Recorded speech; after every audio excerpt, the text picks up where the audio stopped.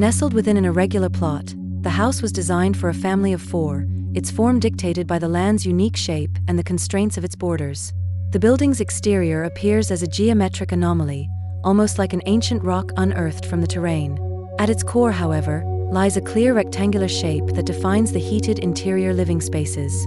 Surrounding this core on both the valley and mountainside are inner courtyards, acting as buffers between the outside world and the family sanctuary within. From the outside, the structure feels both formidable and enigmatic. The polygonal shape and the rough texture of the concrete surfaces give the house an archaic character, almost as if it has emerged from the earth itself. The darkening concrete, weathered by time and rain, blends with the climbing plants that grip its walls. Here and there, a few small square openings punctuate the solid mass, like portals into a world beyond. These openings, however, remain discreet, allowing only glimpses of the interior while shielding the occupants from prying eyes.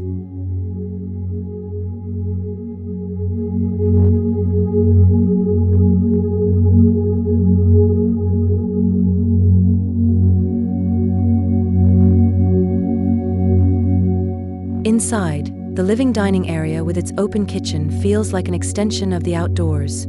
The inner courtyards, lush with greenery, enhance this connection, creating a dialogue between the architecture and nature. Roof lights punctuate the ceiling, further drawing the changing patterns of sunlight and shadow into the home, offering an ever-evolving atmosphere that captivates the senses.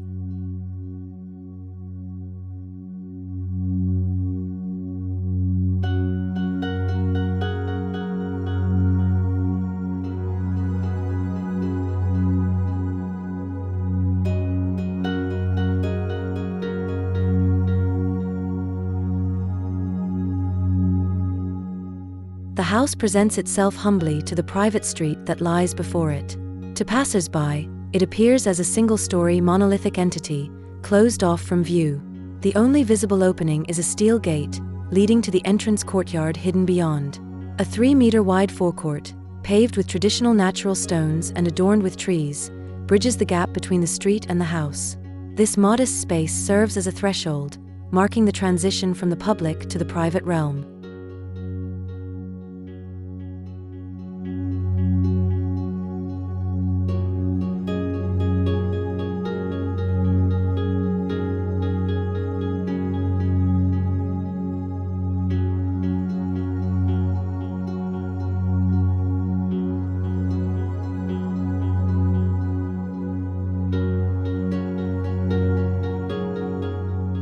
The house's true scale and complexity are revealed only on the valley side, where the building cascades down in stepped volumes.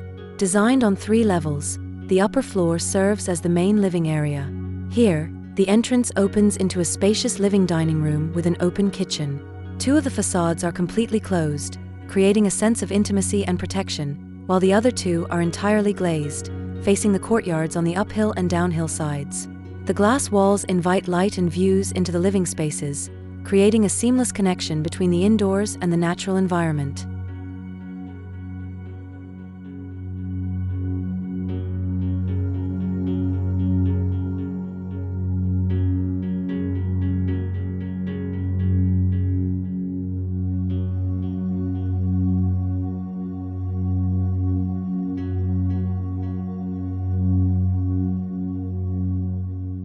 On the middle floor, for bedrooms and bathrooms are tucked away.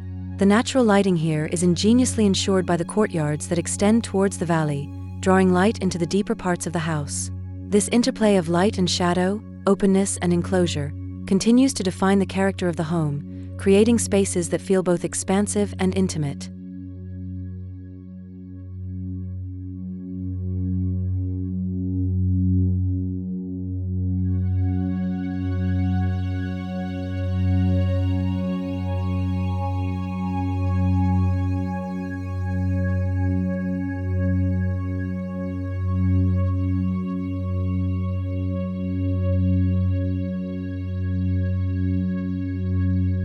The entrance courtyard on the mountainside plays a dual role. It shields the house from the street, preserving the family's privacy, while also ensuring that the living spaces are bathed in optimal light.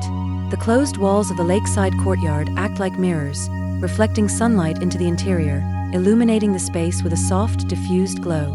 A thick wall houses an external staircase that ascends to a small roof terrace, from which an unrestricted view of the lake and the surrounding landscape unfolds.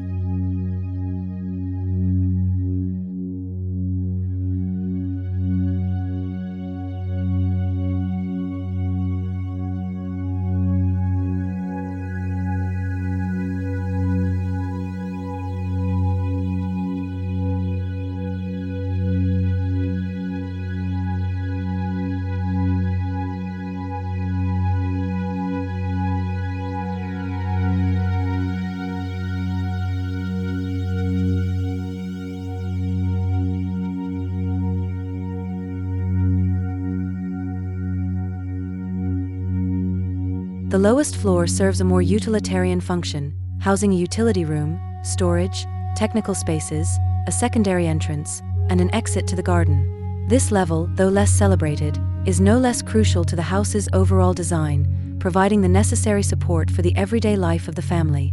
Through its thoughtful integration of form, function, and landscape, the house transcends its materiality, becoming a living, breathing organism that adapts to its environment and the needs of those who dwell within.